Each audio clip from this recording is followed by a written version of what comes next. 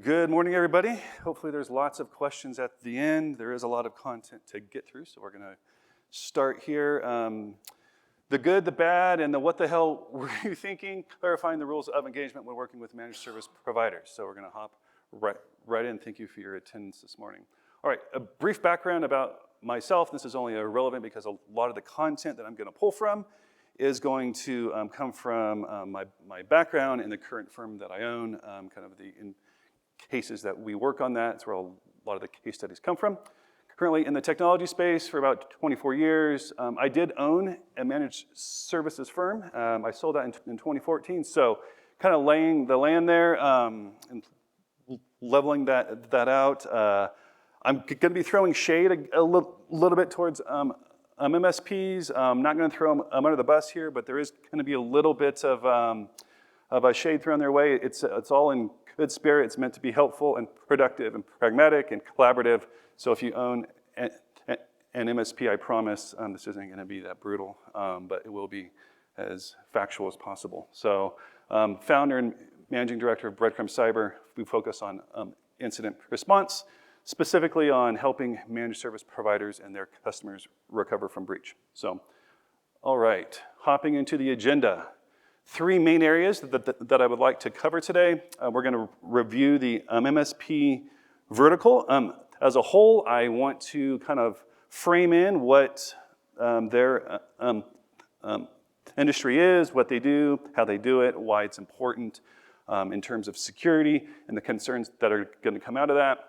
Going to look at some case studies. So these are organizations that we have worked with that have been victimized. These industries were using managed service providers, or they still are. Want to review how that happened, under what context, and what their loss was, kind of the root cause of how they got breached. And hopefully we can find some interesting lessons learned there. And then hopping into the rules of engagement. So taking the case studies, what we learned from that and how they were victimized, and then how the MSPs learned from that as well. Looking at some things that we strongly feel that are very important rules of engagement that every customer should use when they work with an MSP. And then also the last slide in here is kind of throwing a bone to the managed service providers. There are some things that we think they should expect of their customers as well. So, nation-state threats to managed service providers and clients. So kind of explaining the why. Why are managed service providers so pervasively targeted? What makes them so interesting to threat actors? APTs like to target MSPs because of their trusted relationships, right? So if you are an MSP customer, you've kind of handed over the keys to the kingdom to them, right? So they have all of your logins, they have a lot of your data, they manage your backups. So there's a lot of implicit trust that the customers hand over to their MSPs. Threat actors know this, and that's why they like to exploit that. MSPs represent a one-to-many target of choice. So if I'm a threat actor, why am I going to waste my time going after 100 organizations when if I can just target a managed services provider and breach them, now I have access to hundreds of their clients at the same time. So knowing that as a client of theirs is very important. You should know that your managed services provider is a very hot and pervasive target of threat actors. They are consistently trying to breach into their network to reach you. There's not a lot you can do about that, but understand that that's a risk, and that when you sign that contract with them, that there are some rules of engagement that should be in place to help mitigate that risk. And then for those who are interested, we're not going to go over these links now, but you'll have the slide deck, the Department of Justice, FBI, Department of Homeland. There's a lot of commentary online about why there are threats related to MSPs, a lot of the indicators of compromise too, relating to certain types of breaches in the past that you can download if you're interested. It's super helpful content on that. All right, MSP core services. We're not going to list all of them. These are obviously not an exhaustive list of all of the services that they offer. I did want to highlight the top one there. Fairly commonly throughout the managed services space, What they do is they remotely manage and monitor their customers' environments, right? So they have very popular software that they install on servers, on workstations, on laptops, and all of the endpoints of their customers to manage them, to monitor them, to remotely access them. It makes things easy, it makes scripting and automation easy. Threat actors know this. That is why they specifically target the MSP space, is because if they can get into that software that performs all of this automation at scale, then now they can install ransomware at scale, remove antivirus at scale. They can purge backups at scale. So these are stacks are common, they're popular, they're what threat actors are targeting, and all the rest of these, we're going to touch on data backup and recovery as well, and going through the case studies. But these are the most common deliverables that we see them offering to their customers. I'd say RMM and data backup and recovery are the ones that are most pervasively targeted. All right, market reach.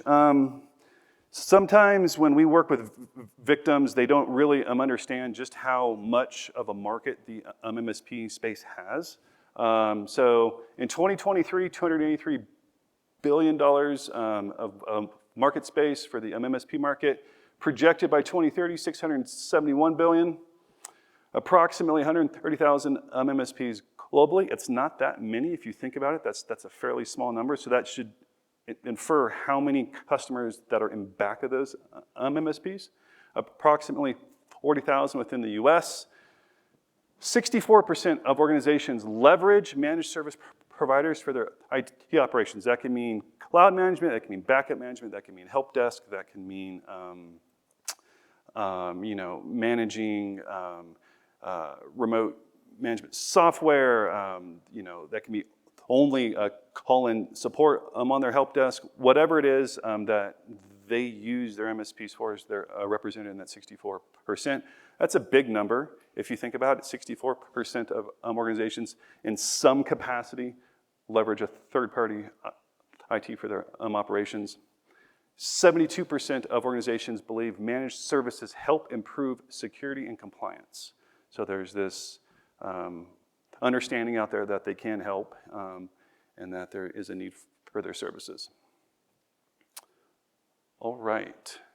Lastly, before we hop into the case studies here, fundamental security considerations for the customer.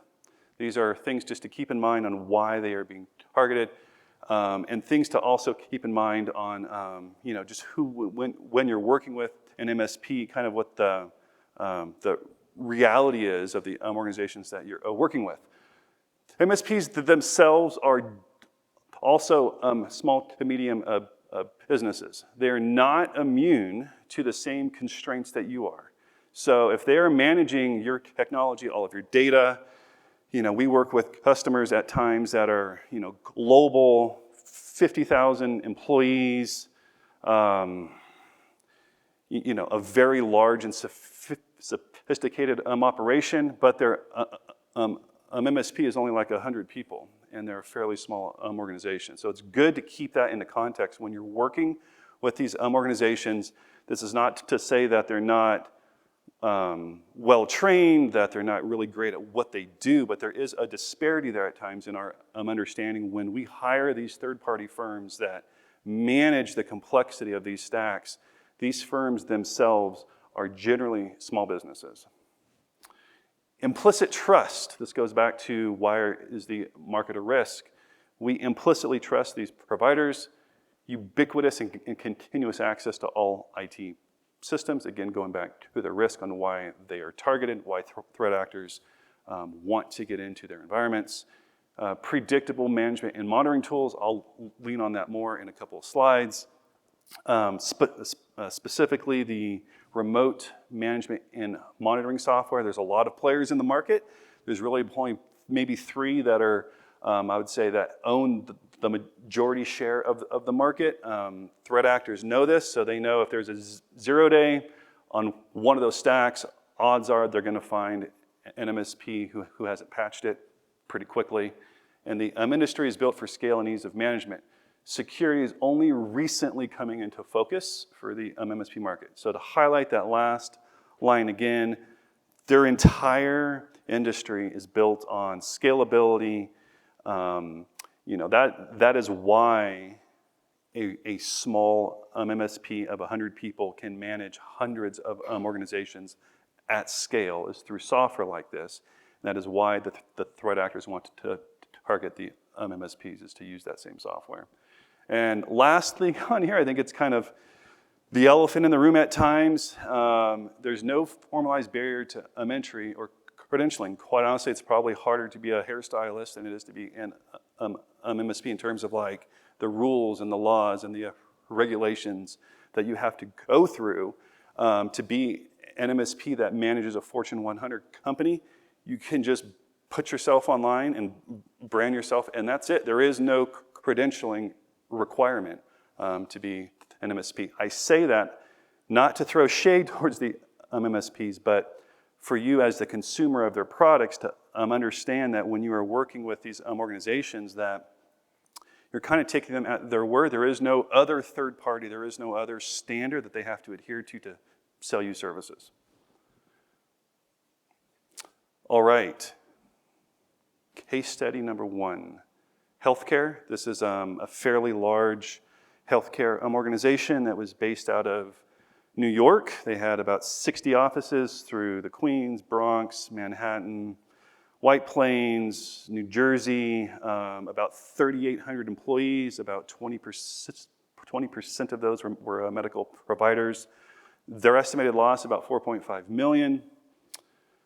The dwell down split, about 115 days of dwell time, so the threat actor was in the victim's environment for about 115 days before they showed their cards and launched ransomware. The overall downtime was about 3 weeks, not that bad, all things considered.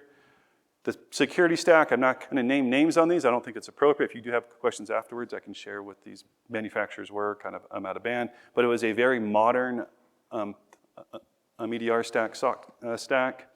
Vector root cause, the managed services provider lost control of the client VPN credentials provided to a third-party consultant. Quite simply, the managed services provider was responsible for a scope of work on maintaining the front end of the website for the client or the victim. They didn't really know how to do that, so they outsourced that work to a third party. They provided the credentials to that third party. The client was not aware of that. The third party got breached, therefore the client was breached. The compromised credentials were then used, obviously, login. Looking at a little bit more on this for the inquiring minds in the room who are technical, we're gonna, again, the organization issued VPN credentials to the managed services provider, not to the third party. So there's one lessons learned, and they weren't aware of that. The MSP again hired the third party was provided the credentials, third party was compromised, notably unknown to the managed services provider and the victim. So when we were hired, the MSP had no idea that the breach came from their third party. That came up, months later, that they were the root cause, and it was because they gave them those credentials. So that was unknown to all parties for quite some time. Credentials were then leveraged to access the environment via the VPN. Threat actor exploited and located assets that were missing the EDR tools, so that's kind of another lessons learned. We see that a lot where we go into victim environments, and it's pretty rare that all assets have the right software on it. Excuse me. Just kind of how it goes at times. The threat actor then encrypted the VMs, the server VMs at the hypervisor layer, and then the threat actor purged all the backups because the backups were not immutable. How did they do a lot of that? Again, they also found recon tools that they launched in the environment, scanned for all those things, pretty rudimentary, and that's how they perpetuated their fraud. Lessons learned on this, we'll touch more later, but just to highlight at the moment is the victim was not aware that their provider was handing out these credentials to a third party. They weren't even sure who this third party was. All right, and then assets were missing the security tools, which was not known until obviously they were victimized. All right, case study number 2, ransomware. there's a theme here. Manufacturing. This org size, about 745-ish employees, lost substantially less, only about a $500,000.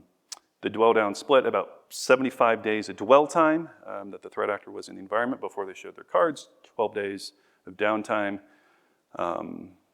Security stack, modern MEDR. Again, talk to me afterwards, I can give you more notes on that. Vector root cause. The remote monitoring and management tool stack was compromised via a disclosed and available yet unpatched CVE. If you're in the space, you already know what that stack is. If you look up online real quick, it'll become pretty apparent, but there's very few RMM manufacturers in the US that own the majority of the market share that they do. This particular CVE was a 0-day remote code execution. It allowed a threat actor to take full control of the stack and then pretty instantaneously manage all of the customers in back of that MSP. You can see here at the bottom, the exploitation of the RMM stack impacted all customers. So it wasn't only our victim that was impacted, it was all of the rest of the victims. Again, to go through this, a little bit redundant here, but the MSP utilized a popular stack for RMM that was discovered online, pretty rudimentary to find it. Threat actor exploited the vuln, granting the threat actor the ability to manage and deploy software to the victim servers. We found that the threat actor dumped credentials, hashes from AD, and deleted organizational backups. Why wasn't that caught by the MSP? Not really sure. And then what we found super interesting is that the threat actor uninstalled EDR in scale from that stack, because that's what that stack does, right? It's meant to install and uninstall software, so they just took advantage of that access. They removed the security software in scale and then deployed ransomware. How convenient. And that impacted all 130 of their customers, which represented hundreds of thousands of endpoints. All right. Case study 3, finance, ransomware. Org size, about 80 employees, a little smaller. Loss, about $325-ish thousand. The dwell down split, 33 days, 8 days. Security stack, modern MEDR. I purposely picked these that had modern stacks. I want to kind of dispel the notion that if you just spend enough money, you can stop this stuff, and that's just not true. You really are at the mercy of your third party at times and them adhering to best practices and standards. Vector root cause. The managed services provider accidentally left a legacy unpatched Windows 2008 R2 server exposed to the public. The server was scheduled to be decommissioned 18 months prior, just kind of left on the hood of the car where they were performing a project. And that server was never decommissioned, and the NAT was still left online. There's a little bit more details on kind of what they were doing 18 months prior. They were upgrading their Server 08 RDS cluster to Server 16. 18 months pass, a threat actor discovers this legacy, unpatched server online that was still accessible to the public, more specifically accessible to Bluekeep. Threat actor gains access, exfiltrates about 250 gigabytes of sensitive financial data from the victim environment. Threat actor deploys ransomware to all of the shares in the environment, and then with all of this new knowledge of exfiltrated data, being a financial institution, threat actor now has all of the background data on all of their clients. So all of these, if you're a CPA firm, you have quite a bit of data on your customers. The threat actor then re-leverages that data to then victimize all of their customers, all unbeknownst to all parties while it was happening. All right, last case study, number 4, distribution. This is a 3PL organization, wire fraud, about 130 employees, about $2.3 million in loss. The dwell downtime split in 9 months, 4 days, which is pretty interesting. Normally in wire fraud, it's not that long. I picked this one because it did stand out to us that an organization could experience that much loss and that much fraud without knowing it for 9 months. That's pretty unusual. Security stack, a modern EDR. Vector root cause. Victim, organization, employee clicked on a phishing email and incidentally installed a malicious remote access software. It happens, I guess. The organization's EDR software was triggered by the activity, but the notifications were not being monitored. So this is actually caught.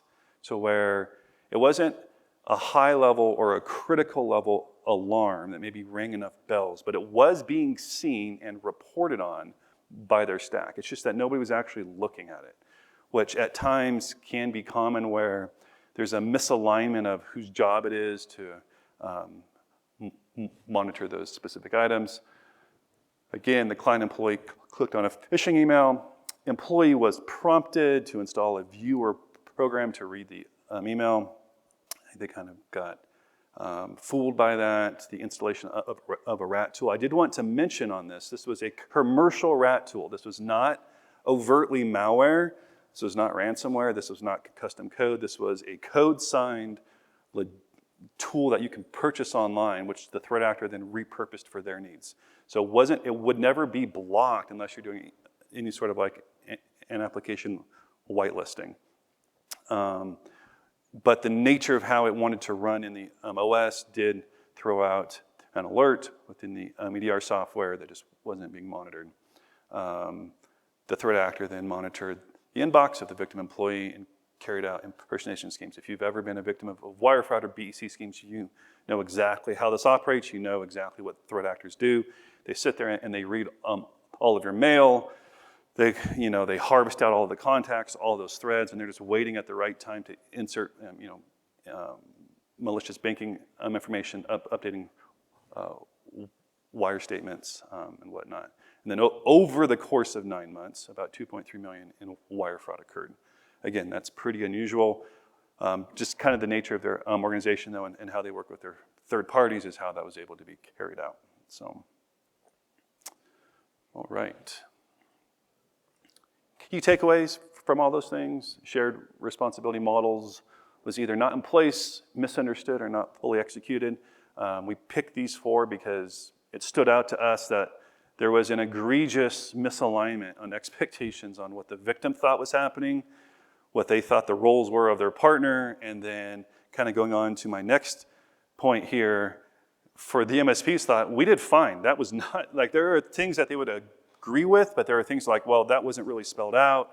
You never told us we couldn't hand out creds to a third party. We're doing our job. That wasn't explicitly spelled out. We never told you we were doing third-party patching.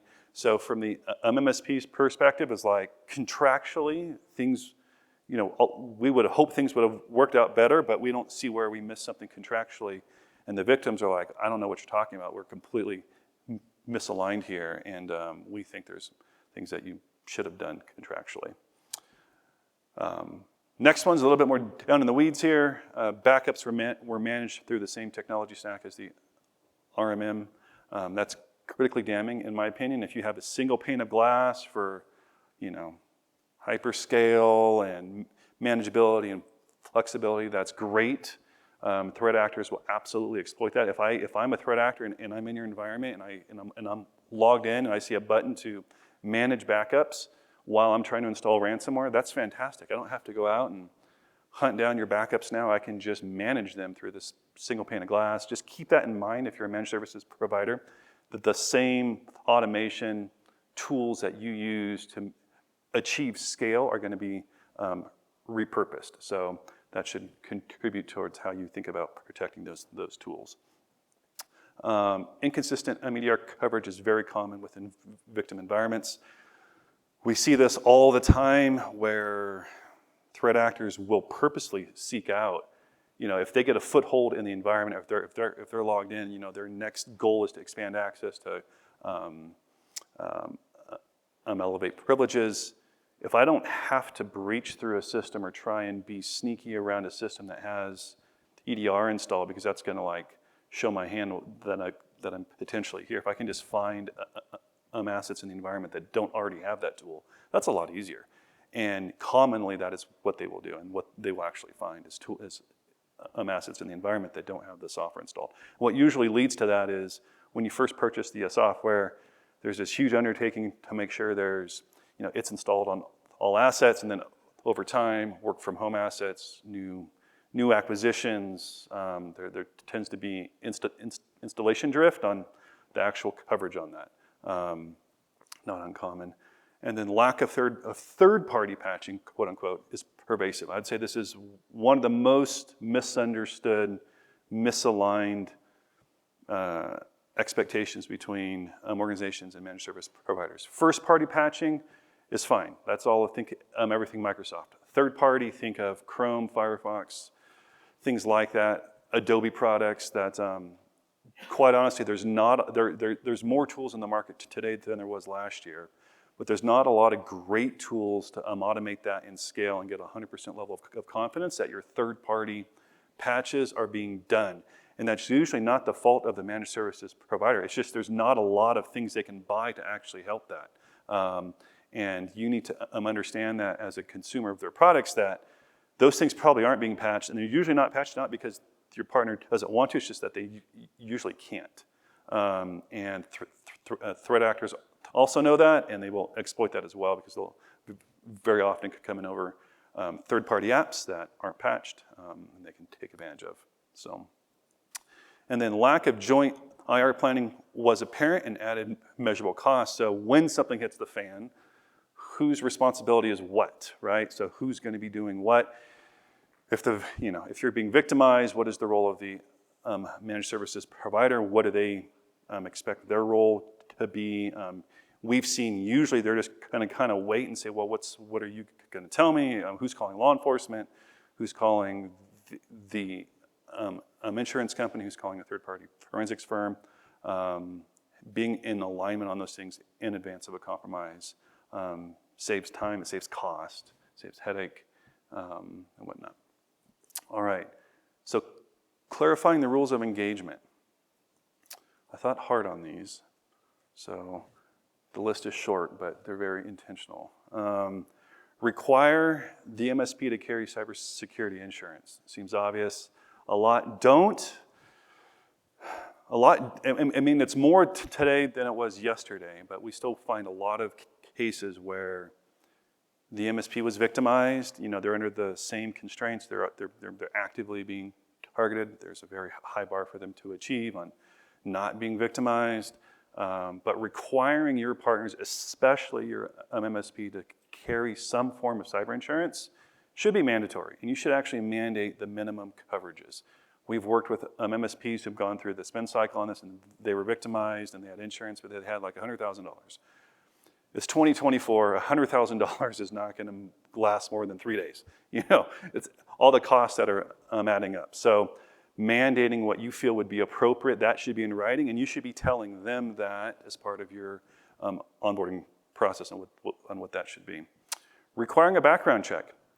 Not saying that you need to provide that check directly, and maybe not even saying that you need to review their background checks, but at least having in writing that they are performing background checks. Again, if you're a large organization, their staff has direct access into your environment. So you kind of want to know on some level who are the people that they're putting in charge of managing all of your data. I don't think that's an unreasonable thing to ask, especially given some of the fraud that we've seen. All right, request proof of the MSP's financial health. This gets a little debatable. I've had a lot of our partners push back on this, like that shouldn't be a requirement. I think it should be if you are a customer of their services and you are spending $5, $10, $15, $50, $100,000 a month with this third party, and you are entrusting them with your entire strategy and all of your data and your regulatory requirements. You kind of want to know, how are they doing? You don't have to have completely audited financials, but something that would be prudent in place that gives you the assurances as the consumer of their products, like, okay, this customer, I'm writing them a check every month for X amount of dollars, they're on good standing. To define in writing shared responsibilities, Again, that kind of goes back to a lot of our content. We think that should come from you as the consumer of their products. You should put in writing when a managed service provider provides you a quote and you sign on something, or before you sign, just restate, this is what I think I am buying. Like, this is what I'm doing, this is what you're doing. Have that in writing, have it signed by all parties. And that's a great opportunity too that we've seen for both parties to say, I didn't think I was doing that. And the MSP is like, we're definitely not doing that. Why would you think that? If we're going to, our fees going to go up. It's kind of a moment in time for parties to get aligned on that. And it's a good moment in time for the MSP if they miss something, that if they need to sell you more of something to meet your expectations, that they can. Develop joint IR playbooks. Tabletop manually, it's worth its weight in gold.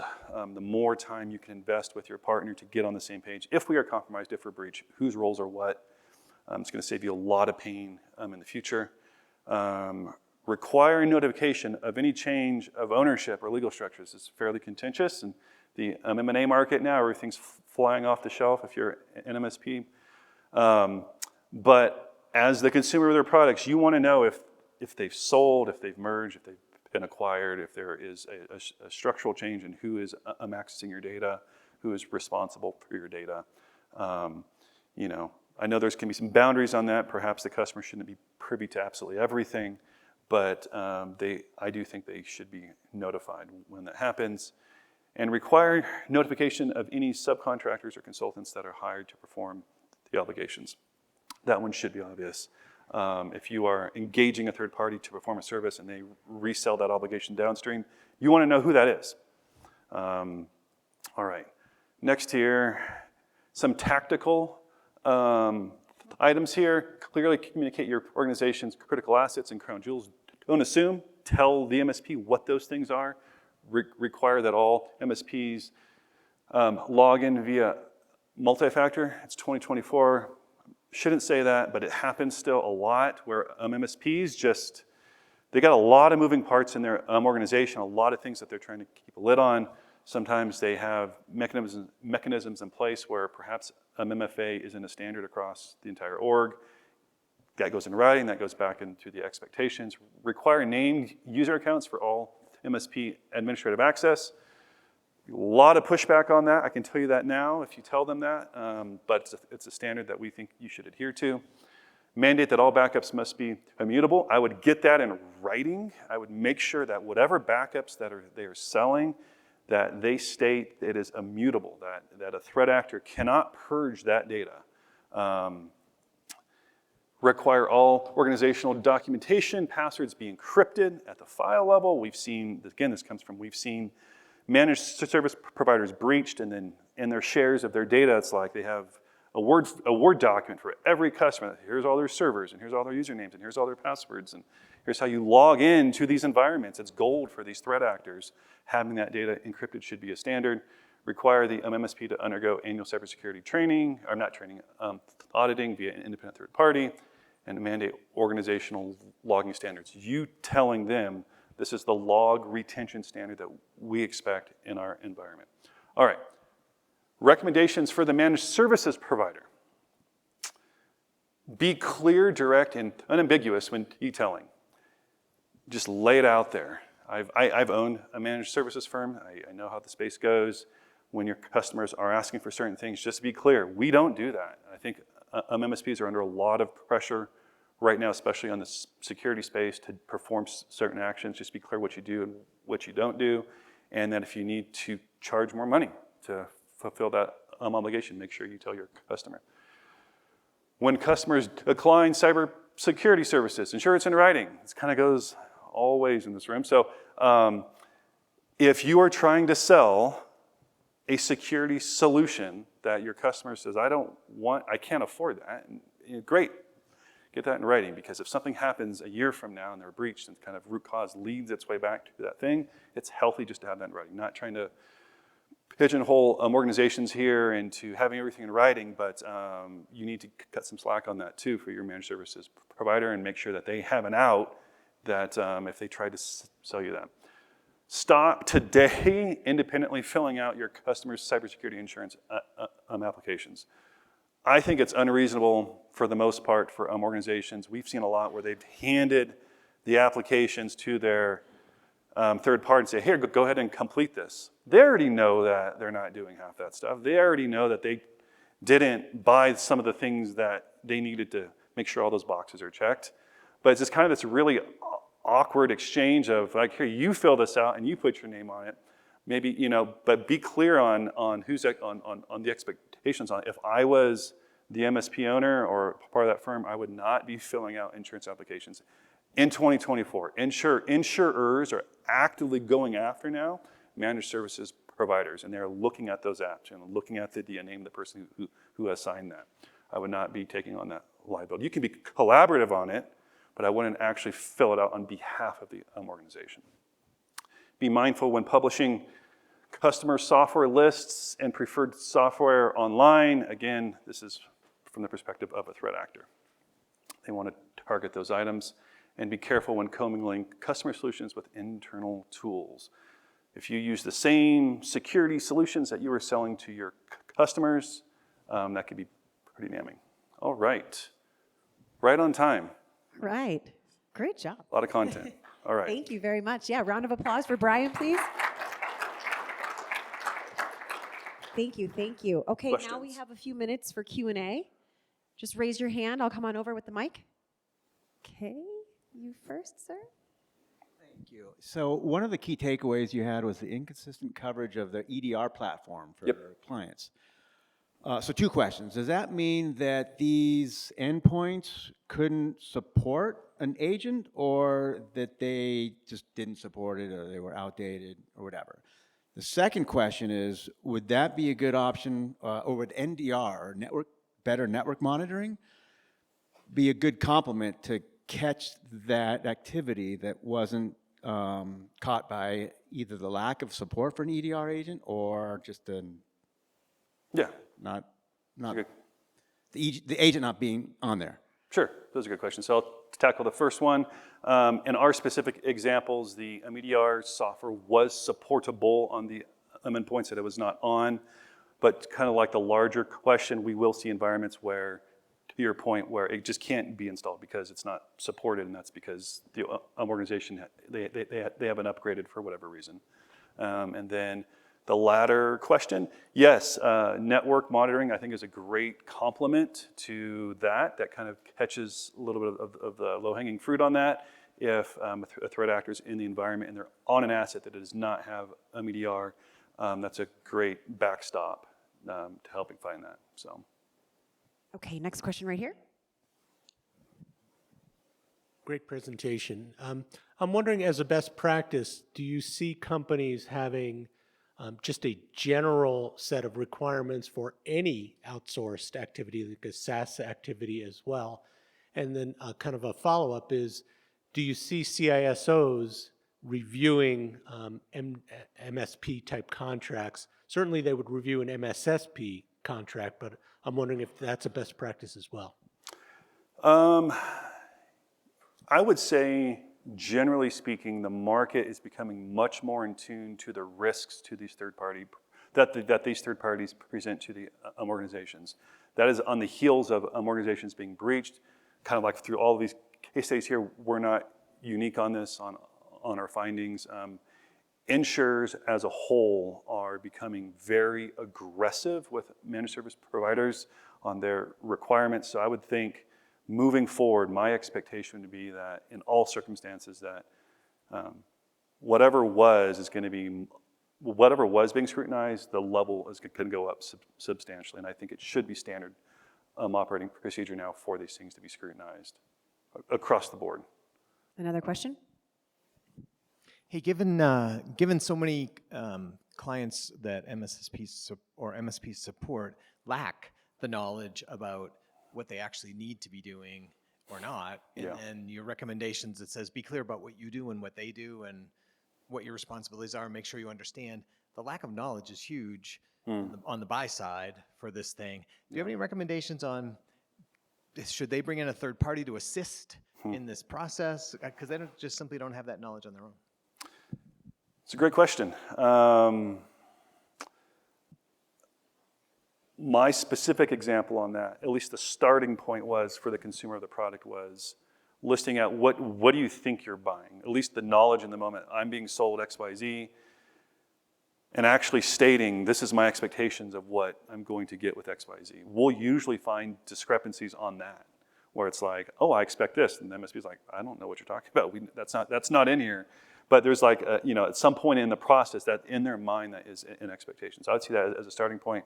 To the larger question, a third party would certainly help, depending on the size of the organization. But at times, maybe that they just don't have the knowledge, and that's kind of circular at this point of what's happening. So, Okay, we have time for one more question. So I, as an organization that's hiring an MSP, I understand, hopefully, my risk in general terms and what I need in terms of cybersecurity coverage. But when I'm negotiating with an MSP and requiring them to carry cybersecurity coverage, what are the metrics I need to keep in mind as to how much I want them to have? Because they're not just covering my risk or their risk associated with my organization, correct? that's correct. So your third party risks, I think, are going to historically be your highest in dollar value. So if you have a lot of consumer data as the nature of what you do as an organization and you're compromised and you lose control of that data, the notification requirements, the regulatory requirements should inform you as a baseline of where I would start at is like, if we lost this data, that's a pretty achievable metric to at least start to come up with your legal counsel. Oh, you will need $3 million for a notification and follow-up and something, credit monitoring for 24 months. That should be a starting point of what those third-party obligations should be. I would actually defer that to legal counsel and some sort of an internal team to make that determination. But, anecdotally, in our experience, 5 million-ish is not a number that will last very long if you have any consumer data. So.